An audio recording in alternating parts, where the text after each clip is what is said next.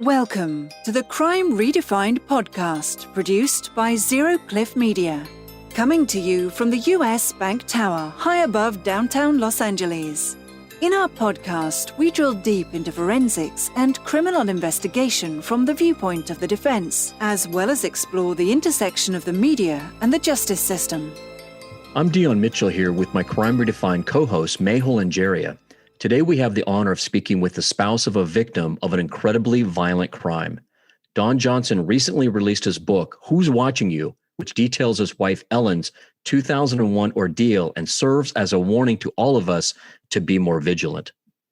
Sadly, Don lost his wife Ellen to cancer in 2018. Not only is Don's book a warning to other potential victims, but it chronicles the important role that Ellen had in expanding the DNA database in Louisiana so that it would include samples from more individuals who were arrested for certain crimes. On March 11th, 2001, the lives of Ellen and Don were changed forever. Ellen was 52 at the time and by all accounts had a great life. She went to a Walmart early that Sunday morning feeling completely safe and particularly knowing that there was security cameras everywhere. Then the unthinkable happened. As Ellen began to enter her truck to drive away, she was suddenly stabbed multiple times from behind. And after a 1-minute struggle, the assailant threw her into the truck, removed her wedding ring, and took her truck keys. She bravely fought back, hitting him in the head with a canned good. But this monster continued to hit her and stab her and drove off with her in the truck and brazenly waved to the surveillance cameras as he sped off. As the truck drove off, Ellen was bleeding and in shock. The assailant pulled the truck over and sexually assaulted her. He said that he was going to take her somewhere to wash the DNA away and claimed he knew a perfect spot where nobody would find her. Ellen knew she had to act to save her life at that point, and she called upon her faith. She saw two men at the side of the road in a pasture and decided to go for it, meaning jump out of a truck that was moving at more than 50 miles an hour in order to save her life. She heard God's voice telling her that it would be okay. And witnesses who saw this described it looking like a mannequin was rolling around on the ground. And if that wasn't bad enough, the crazed assailant circled back with the truck, trying to run Ellen over. Wow. All told, her physical injuries were as follows: broken arm in 2 places, shattered left ankle, broken right toe, left shoulder and hip dislocated, bedridden for 77 days, in a wheelchair for 3 months, and on a single crutch for 90 days. Wow, that's horrible. And, that doesn't even count the emotional scars as well. So with that, let's get ready for a very intense interview with Don. Absolutely. Hello, Don. Thanks so much for joining us on Crime Redefined to discuss your very moving new book. Thank you. It's a pleasure to be here. So let's get into this. We're really excited to talk with you. So we'll jump in. I'm curious to know how difficult it was to write this book, both emotionally and physically, and the writing process itself. Well, it was very emotional. Every day I had to live it. It took me right at a year, believe it or not.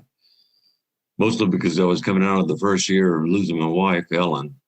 And that was the hardest time. And then trying to put it back into words, what happened to us, reliving the incident every day. Were you able to sit down and there were like times where you had to take a week off or a day off or something to gather yourself? Oh yeah. Yeah. Many times I just couldn't keep going into it because I kept on remembering. And, when you're trying to heal, it's a little tough trying to remember such a horrendous incident in a life. Well, the one inspiration I did, I actually took a vacation during all this and, actually sitting on the beach, it came to mind, this is the time for me to put into words before my day is done here on earth, try and help other people out there, and mostly women. That's what Ellen and I had talked about, was trying to help women prevent these things from occurring to them. She never wanted this to ever happen to any of them. It's really noble. Yeah, she was a great woman, really, to me. I mean, the love of my life. Well, tell us more about that, Don. What was your wife like, and what was life with her like, before that terrible day? Well, when Ellen and I met, we actually met over a phone call. And we liked each other's tone of voice and mannerism, and we decided to have coffee. And we did, and that was it. We decided from that point we'd get together, and we worked both together in Nashville at the time. And then my company closed, and I had an opportunity to move back to my home state, Louisiana. And she decided to come, and we got married. And it was great. I mean, it was one of those great lives that you go through. So everything was good and until this incident happened. And I'm wondering, have you or your wife ever been victims of a crime like this before, or known anybody that was suffered a violent crime? Oh, I have. Myself. I was in Washington, D.C. I was working there. I was there for a year and actually came back to Louisiana for Thanksgiving. And when I went back, found that I had a tennis shoe and a dress shoe left. They cleaned me out, and 2 weeks later, I was held up at gunpoint. So you were robbed, and then actually, in a separate incident, someone pulled a gun on you. In two separate incidents. So after that point, I decided to leave Washington, D.C. and came back to Louisiana. Then I went to Nashville after that point. And that's how I met Ellen. And Don, during the course of the investigation of your wife's case and ultimately the trial, give us your impressions of the criminal justice system and how it worked or how it didn't work. Well, I thought it worked very well. He was captured within 3 days. He was still in the vehicle, and deputy saw him and turned around. By the time she turned around to get on him, he had already abandoned the vehicle, and he was in his home neighborhood and ran to his mother's house. They captured him soon after, and along with all the forensics that they had available, plus Ellen's identification of him, it was a prosecutable situation at that point. How long after the incident, Don, was it until the trial actually started? 1 year. They thought it was very fast because situation, and but the evidence was overwhelming, and they wanted to get it behind them. Definitely, Don. And to that point, during the trial, when the DNA evidence was presented by the law enforcement expert, what was that like for you? What were you thinking? And also, could you tell what the jurors' reaction was to this scientific evidence? Well, DNA 20 years ago was really something in the sidelines. People knew of it, but they really didn't rely on it as anything that could really change laws or criminals' activity. Ray Wickenhauser, who's the one who was in charge of the crime lab in New Iberia Parish, was a Canadian with great degrees and came down and worked in the lab and had been there and running the lab for quite a long time. And his lab employees are the ones who captured a serial killer by using the DNA process behind what we did for him. The DNA factor, I think, was quite useful and substantiated all the other evidence. They had fingerprints, they had semen, they had clothing. So they had what they wanted, plus him being seen in the vehicle. And in the courtroom itself, when this evidence was being laid out, particularly the scientific part, could you get a read on how it was clicking with the jurors, at the time in the courtroom? Well, they were all quite attentive. They were all listening in detail because he was going through all the DNA factors, how they come about factoring, who has what, and everything else. And then it came up to a point that he showed that it was impossible for anybody else other than the odds of 1 out of 12 million being anyone else. So they were really locked in on that. Yes, they were. Besides the obvious physical scars from the incident, what were some of the emotional scars that both you and your wife were burdened with after the crime? Well, the hardest thing I think a man has to realize is that during a rape and an attack such as this, their wife is never at fault. And they have to move beyond the point of them being raped. Our recovery was actually mutual. We talked to each other all the time. We gave each other security, always knowing that I was behind her and she was behind me. No matter what happens, if we were there to the end. And we were. It sounds like the communication was key to making that happen. It is, because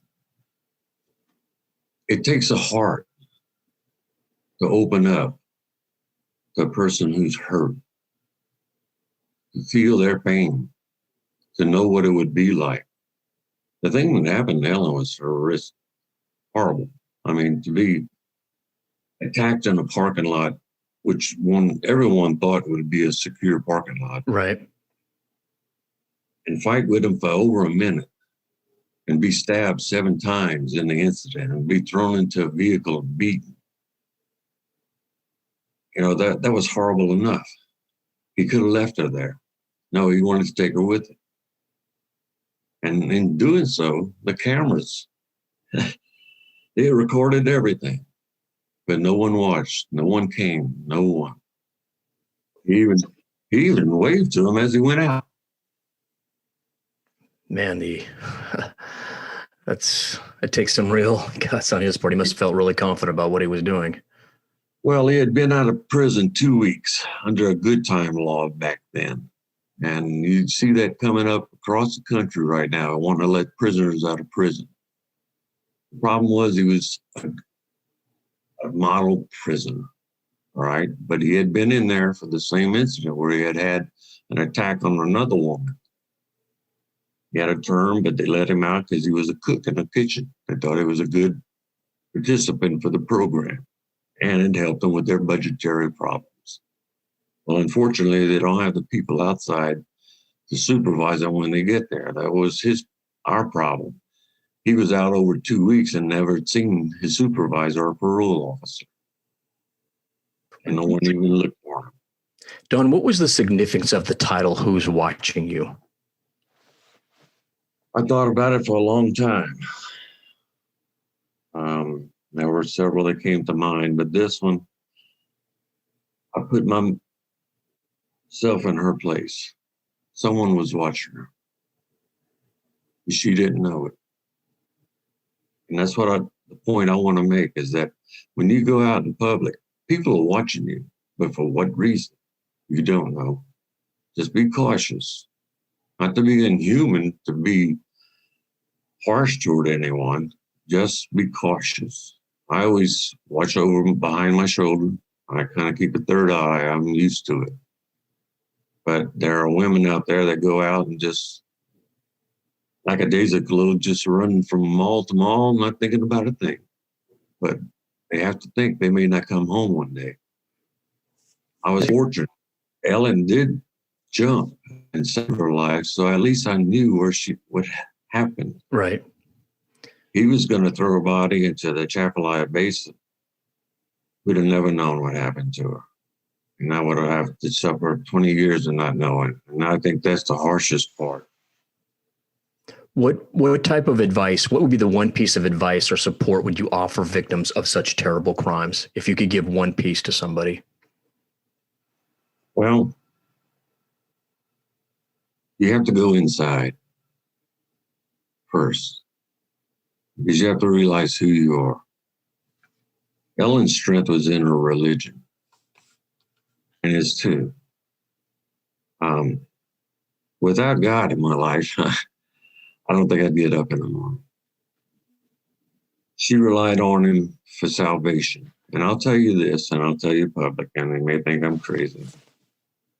But at the end, her last day, The family was gathered around her in the hospital, and so was I. I stayed with her every night, and I held her hand while she slept.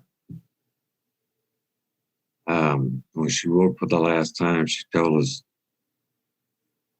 while I was holding her hand, she told me she could see Jesus and he was coming for her.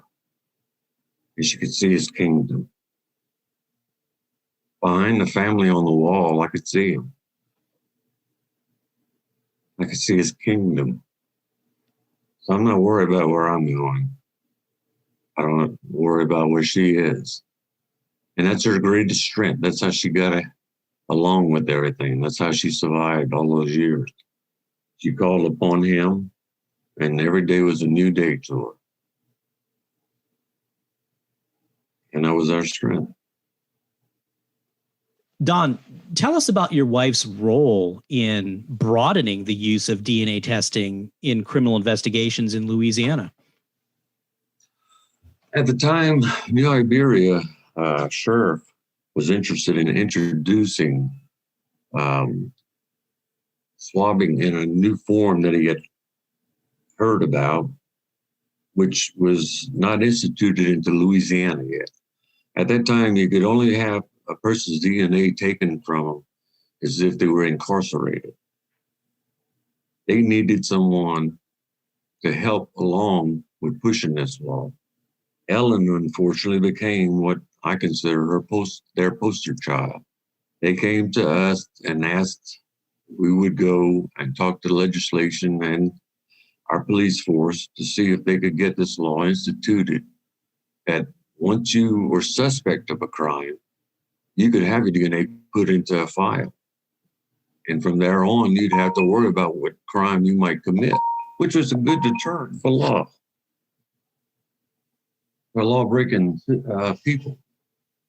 And she went before them in Baton Rouge, and there were over 300 state troopers plus legislation. And as I was talking to Ray this morning, he was there, and I didn't remember, but how silent it had gotten when she spoke. And she spoke for 5 minutes. He said you could hear a pin drop. They were all listening to her story and her conviction on it. In the book, I wish I could have put photographs that were taken by the newspaper, because they captioned her intensity that she was showing to them. Why she was so adamant about getting this introduced so it would never have this happen to another woman without some type of help. Well, that showed a lot of bravery, and it sounded like she was really critical in getting DNA used to help solve more of these cases. I believe so, and she was never thanked for it, other than by a few people. Really, the state I always thought older, an apology for what happened to her, because I kind of held them a little bit at fault for not having somebody to do to check in with the prisoner when he got out of jail. Right. So I kind of, I let that go, but I can't hold things against people as I go through my life. Another gap you pointed out, Don, was this business about surveillance cameras that, they're all over there and they're on, but nobody's watching the actual cameras. And, if something's going live, it can't be prevented. But I was just curious, in your wife's case, the footage that they got from those cameras, was it clear enough to actually identify the perpetrator? No. Only the situation. As always, they always get the cheapest equipment they can. True. But they should have, I thought, at most stores, some type of security outside because of these situations that occur. For a long time, these big retailers were having instances almost every other week where someone was being kidnapped.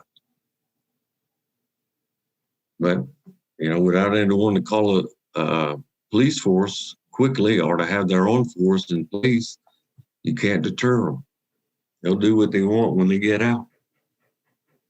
Yeah, you're right, Don. And I have to tell you, in my experience reviewing cases, I can't believe how many times the cops go around and talk to neighboring businesses or residents about their surveillance camera. And it's always, oh, we didn't have it turned on, or it wasn't working, or we weren't taping, or something like that. So, I mean, in that scenario, they're barely of any use. Correct.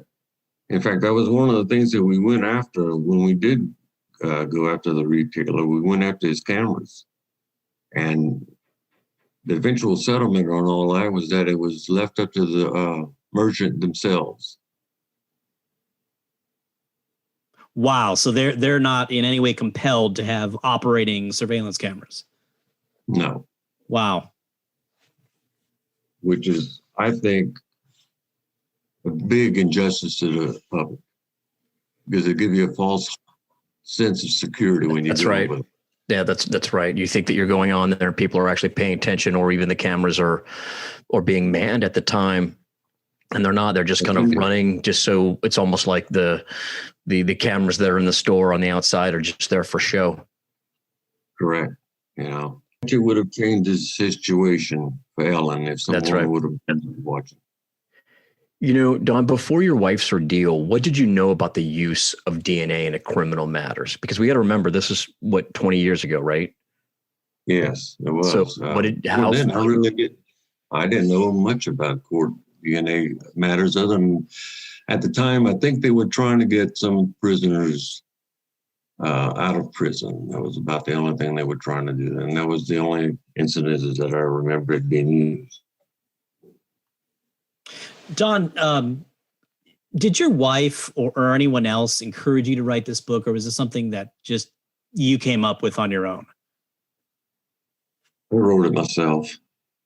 Like I said, I wish I would have been allowed to keep a lot more material there. But again, when you're writing a book, you learn where your rights stand and what you can and can't put into it.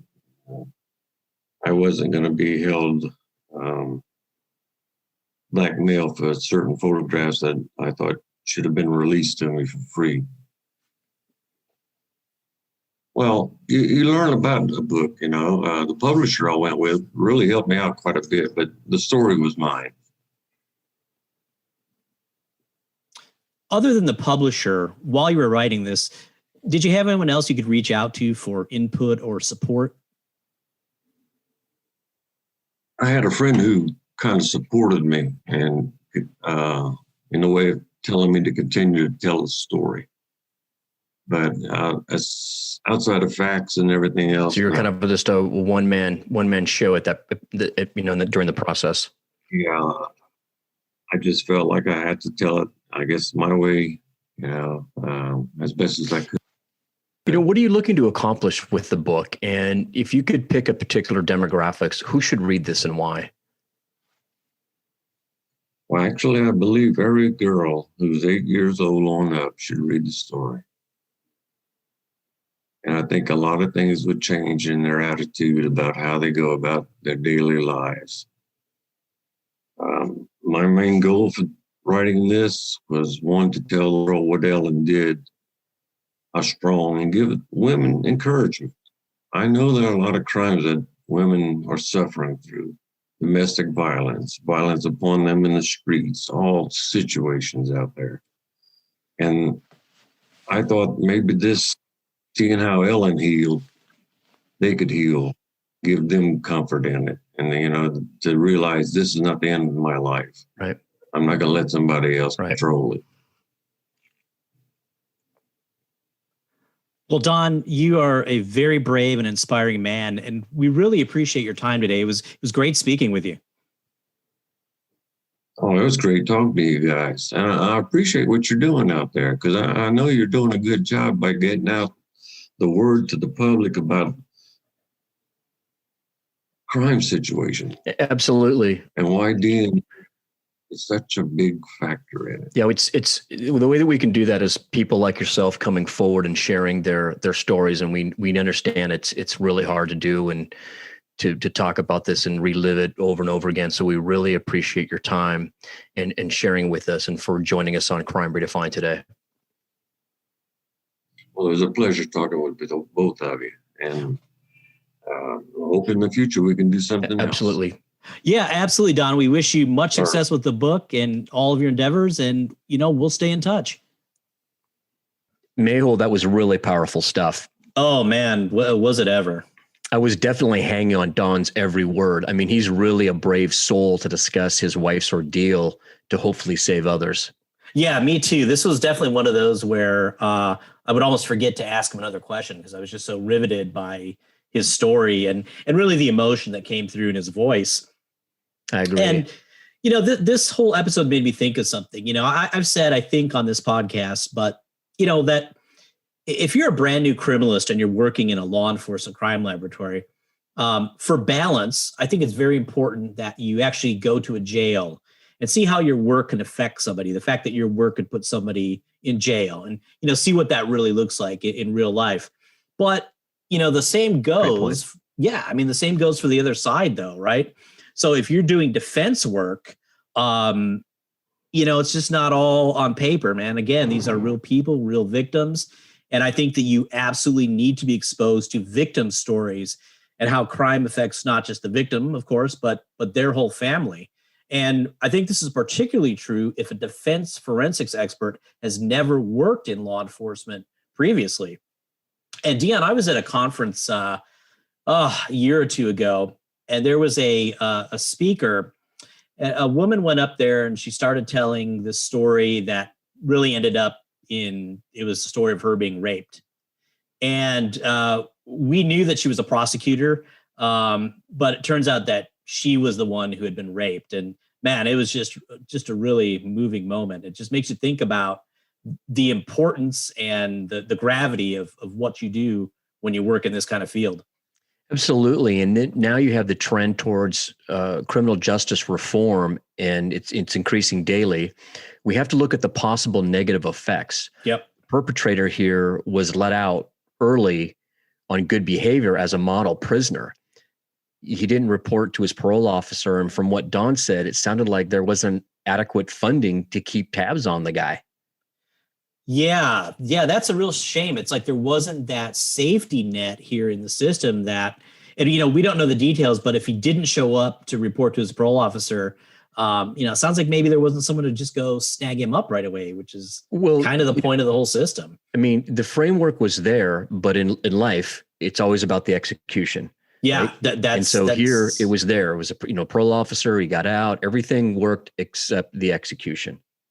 Yeah, and let's face it, there could be people who are model prisoners who behave in prison, but once they get out, they do exactly what they were doing. So this is a complicated issue, but for sure. If any good came out of Ellen's story, I hesitate to say that, but by her testimony and her advocacy, that expanded the use of DNA testing in Louisiana. So in the early days of the CODIS database, the way people got in there is if they were convicted of very serious crimes, rape, murder, kidnapping, something like that. But over the years, things have evolved to where if you're even arrested for certain crimes or maybe even a felony, that they're going to take a DNA sample from you. And that's how these databases have gotten so big. So it sounds like really Ellen advocating for that in Louisiana really expanded the database. And just as a parallel, here in California where we're at, in 2004, we had Prop 69. And the idea there was to expand how many samples are put into this CODIS database. So hey, before you go on there, just give our listeners a quick debrief on the CODIS database again. Yeah, that's a good idea. Let me back up a little bit. So the FBI maintains this CODIS DNA database. It's the Combined DNA Index System. And it's a repository of DNA profiles from convicted offenders, people who've been arrested for qualifying crimes, missing persons, and also just DNA profiles from other crime scenes. So the idea is that if you are working a DNA case and you get a profile of a assailant, but you don't have someone to directly compare it to, you can then search it in this database. So obviously now as the number of profiles in the database has expanded, there's a higher probability of getting a hit and resolving the case. So just going back to the evolution in California, in 2004, we were only putting people in the database who were convicted of certain crimes, not necessarily every felony. So Prop 69 said, listen, we need to, if you're convicted of any felony, basically, your DNA sample needs to get in there.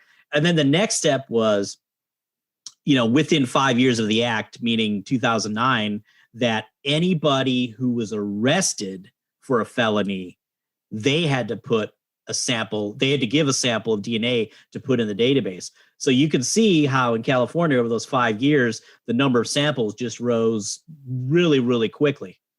Absolutely, Mehul.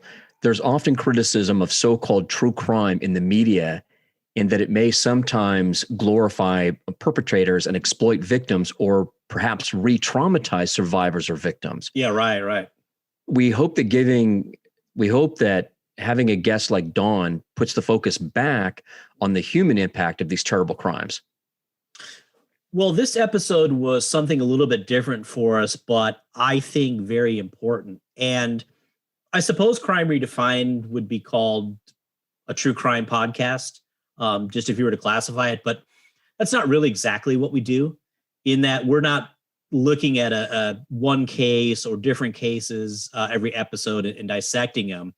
And you and I kind of coined this new term, not true crime, but true justice. So I think that's how we would explain Crime Redefined. But, it is fascinating how when you're looking at the criminal justice system, things can get very procedural and legal and technical. And when that happens, there's a tendency to ignore or not realize the pain that families of victims and victims themselves, as well as offenders and their family, whether they're wrongfully convicted or rightfully convicted. You may not feel bad for the offender, of course, but they have families as well. So that's right. Yeah, this is really a human endeavor. So having a guest on like Dawn to really hear all sides of it, I think, is really instructive. Well, that's a big part of why you and I we started this. We wanted to show every angle. It's not black and white. There's a lot of gray area, and we want to expose and highlight and shine daylight on this is from all sides. We hope that listening to Crime Redefined has made these tough times a little better for all of our fans. Thanks again for all of your support, and please feel free to interact with us on Instagram, Twitter, and Facebook, or wherever you may find us. And if you've got a great idea for a guest or a topic, let us know. Thank you for listening to the Crime Redefined podcast. Like us on Facebook and follow us on Twitter at Crime Redefined. Please send us your comments and questions and join us for the next episode.